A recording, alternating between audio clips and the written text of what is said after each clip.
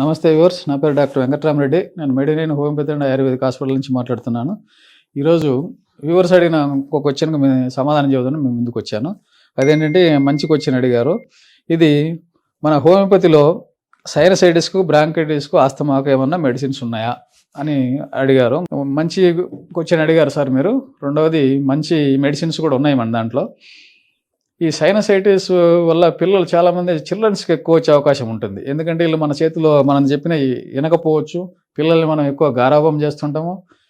అందుకని వీళ్ళు తినే ఐస్ క్రీమ్స్, కూల్ డ్రింక్స్ వాటిల్లో కూడా మనకు ఈ ఒకసారి జబ్బు వచ్చిందంటే సైనస్ ప్రాబ్లం, వాళ్ళు మన మాట వినరు. మనకు తెలియకుండానే స్వీట్స్, ఐస్ క్రీమ్స్, చాక్లెట్స్ ఏ ఒకటి తింటూ ఉంటారు. దానివల్ల కూడా ఈ జబ్బు అనేది తగ్గే అవకాశం ఉన్నది. ఏంటంటే ఎన్ని కారణాలు, ప్రిసిపిటేటింగ్ కాజెస్ అంటాం. అంటే ఒకసారి జబ్బు వచ్చిన తర్వాత దాన్ని మనము ఈ కారణాలు పక్కన పెడితే ఆటోమేటిక్గా 50% తగ్గించుకోవచ్చు. తర్వాత 50% మన మెడిసిన్స్. ఏ జబ్బుకైనా మనం తీసుకునేది 50% సార్ మెడిసిన్స్. 50% మన చేతిలో మెయింటైన్ చేసుకోవాల్సిందే, అది ఏ జబ్బు అయినా కానీ. అలాగే సైనస్ ప్రాబ్లం కూడా ఇంతే. చిల్డ్రన్స్కు చాలా జాగ్రత్తగా చూసుకోవాలి. అలాగే చిన్న వయసులో వచ్చినా దాన్ని వదిలేసి అట్లే చేస్తూ ఉంటాం. పెద్ద వయసు వచ్చినా కూడా అది క్యారీ ఫార్వర్డ్ అవుతూ వస్తూ ఉంటుంది. నాకు చిన్నప్పటి నుంచి ఉంది డాక్టర్ సాబ్, 4 సార్లు 5 సార్లు మనం ఆపరేషన్ చేశారు డాక్టర్స్, అయినా కానీ మళ్ళీ వస్తుంది అంటే ఇది ఆపరేషన్ అంటే ఏం లేదంటే చిన్న 10-15 మినిట్ ప్రొసీజర్, లోపల వాటర్ వేసి సిరంజి తోటి క్లీన్ చేసి పంపించడం తప్ప సర్జరీ అని చెప్పి కత్తులు పెట్టి కటింగ్ చేసేది కాదండి. అందుకు కాబట్టి మీరు వెళ్తుంటారు, డాక్టర్ క్లీన్ చేస్తుంటారు, వస్తుంటారు, మళ్ళీ మీరు డే టు డే లైఫ్లో మళ్ళీ మామూలుగా చేస్తుంటారు. అలా కాకుండా దీన్ని పర్మనెంట్గా ఒకేసారి క్యూర్ చేసుకోవచ్చు. హోమియోలో మంచి మెడిసిన్స్ ఉన్నాయి. దీన్ని అలాగే వదిలేస్తే ఈ సైనస్ ప్రాబ్లమే మెల్లమెల్లగా గొంతులోకి దిగి అప్పర్ రెస్పిరేటరీ ట్రాక్ట్ ఇన్ఫెక్షన్ అని చెప్పి గొంతులో జలుబు రావడము, తుమ్ములు రావడము, గొంతు మూసుకపోవడం ఇవన్నీ జరుగుతాయి. దాన్ని కూడా వదిలేసి మనం అట్లే చేస్తే ఇప్పుడు మీరు అడిగినట్టు బ్రాంకైటిస్, ఎప్పుడైతే ఈ వైరస్ అనేది లోపలికి దిగుతుందో బ్రాంకస్కు ఎప్పుడైతే వెళ్తుందో దాన్నే బ్రాంకైటిస్. ఐటిస్ అంటే ఇన్ఫ్లమేషన్, అంతేం లేదు. ఆ బ్రాంకస్కి ఎప్పుడైతే ఇన్ఫెక్షన్ సోకిందో అది ఇన్ఫ్లేమ్ అయ్యి ఒక్కోసారి మనకు జ్వరం రావడము, దగ్గు రావడము, ఆయాసం రావడం ఇవన్నీ జరుగుతాయి. అదేవిధంగా మెడిసిన్ వాడుకుంటూ మనం వెళ్తూ ఉంటే మెడిసిన్ వేసినప్పుడు సప్రెస్ అవుతుంది, మళ్ళీ కొద్ది రోజుల్లో మళ్ళీ బయటకు వస్తుంది. అలాగలాగా లంగ్స్ లేకపోయినప్పుడు ఇదే ఆస్తమా కిందికి మారిపోద్ది. దీన్నే మనము బ్రాంకియల్ ఆస్తమా అని కూడా అంటుంటాం. డే టు డే లైఫ్లో మనం చాలామందికి చూస్తుంటాం. అసలు మెయిన్ మనుషులకు వచ్చే జబ్బు ఏంటి అంటే మెయిన్ రెండే ఎక్కువ ఉన్నాయి. ఒకటి లంగ్స్కి వచ్చే ప్రాబ్లమ్స్, రెండవది ఎలిమెంటరీ కెనాల్. అంటే మనం తినే ఎప్పుడైతే ఎలిమెంటరీ కెనాల్ ఉందో నోటి నుంచి గుదం వరకు, దీనికే 70-75% జబ్బులు వచ్చేది మనిషికి ఇవే. మిగతా 20-25% మిగతా ఏరియా పార్ట్స్కి వస్తాయి. ఇవన్నీ మనం మెయింటైన్ చేయలేకపోయినప్పుడు ఇక్కడున్న ఇన్ఫెక్షన్సే స్ప్రెడ్ అయ్యి ఆ ఏరియాకు వచ్చే అవకాశం ఉంటుంది అనమాట.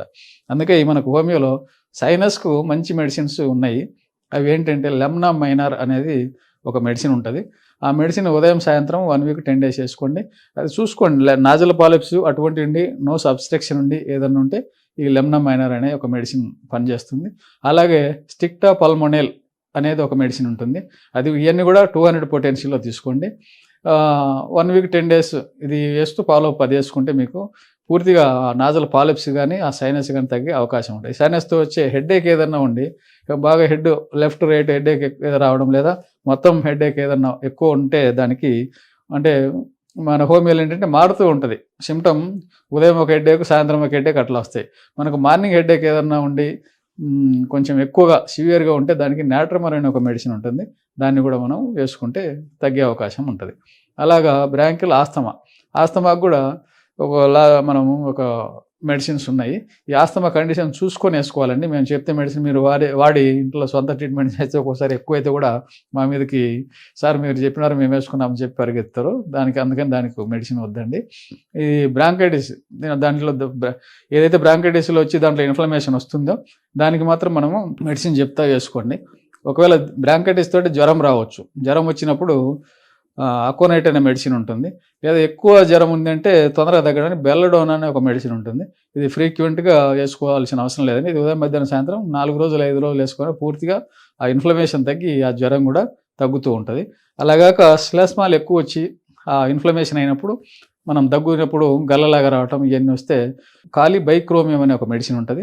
200 పొటెన్షియల్. అది కూడా 1 వీక్ 10 డేస్ లేదా 1 మంత్ కూడా వాడుకోవచ్చు. అలా వాడుకొని తగ్గించుకోవచ్చు. అలాగా సివియర్ ఆస్తమా ఏదైనా ఉంటే దగ్గరలో ఉన్న హోమియో డాక్టర్ని కన్సల్ట్ కండి, మీ జబ్బును తగ్గించుకోండి. లేదంటే ఏదన్నా మనం మెడినేనికి దగ్గరలో ఉంటే ఇక్కడికి వచ్చాను, మీరు దాన్ని ట్రీట్ చేసుకోవాలని చెప్పి మనం చేసుకుంటూ సెలవు తీసుకుంటూ నమస్తే.